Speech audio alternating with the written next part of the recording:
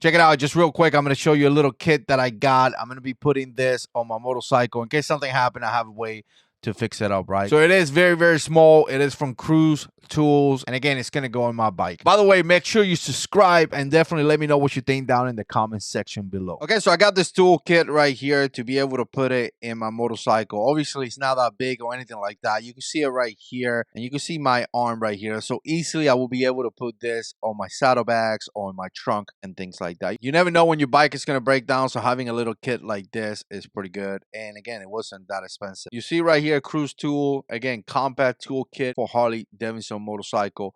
And if you notice, here's some of the tools that you're going to have right here. I'm going to give you a closer look just so you can see it. And here's a look in the back. So let's open it up. And again, if you see this right here, very, very small. It looks like one of those little pouches that kids put pencils and things like that. You can see it right there. Really nice. I like the bag. I really, really do like the bag. So let me open it up and see what we got in here. So obviously this right here is not designed to be like the only thing that you need, right? This is kind of designed to put it in your bag in case you have an emergency. It should be able to help you out, right? And you got some tools right here. You should have your own tools in your own garage. But again, you know, you have a couple different ones right here. Obviously, you have some pliers right here. And again, you can always add up more into your kit. You got a 9/16 and 1/2 right here. So again, one side is going to be 9/16. The other one is going to be 1/2. You have a 3/8 and a 7/16 right here. So this tool is actually 4 wrenches, right? And again, you have a tire pressure right here. Always good to have one of this to check your tires. You got this right here. Give you a quick look. And then you have the screwdriver right here. It's kind of interesting because you have the handle, and I'm assuming that you can switch it around, or like, let's see. All right, there we go. So obviously you have different bits right here, and then when you put it in there, it kind of clamps in there. So you see that?